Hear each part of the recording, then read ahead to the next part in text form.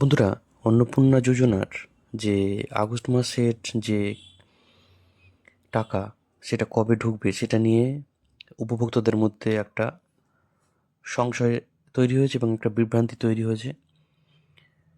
বিগত 2 মাস প্রথম সপ্তাহে অন্নপূর্ণা যোজনার যে উপভোক্তাদের যে টাকা সেটা ব্যাঙ্ক অ্যাকাউন্ট ঢুকলেও আগস্ট মাসে তা এখনও কিন্তু ঢোকেনি। ফলে এটা নিয়ে বিভ্রান্তি ছড়াচ্ছে মানুষের মনে। তবে এই বিভ্রান্তি অমূলক বলে বৃহস্পতিবার মাননীয় মুখ্যমন্ত্রী শুভেন্দু অধিকারী জানিয়েছেন এবং তিনি জানিয়েছেন যে চলতি মাসের 17ই আগস্ট থেকে টাকা অ্যাকাউন্টে দেওয়া শুরু হবে এবং পরের মাসে দ্বিতীয় সপ্তাহ থেকেই অন্নপূর্ণা যোজনার টাকা উপভোক্তারা পেয়ে যাবেন। এবং অন্নপূর্ণা যোজনার সাথে যারা সমাজ মাধ্যমে ভুল তথ্য ছড়াচ্ছেন তাদের বিরুদ্ধেও কড়া পদক্ষেপের হুঁশিয়ারি দিয়ে রাখলেন মুখ্যমন্ত্রী।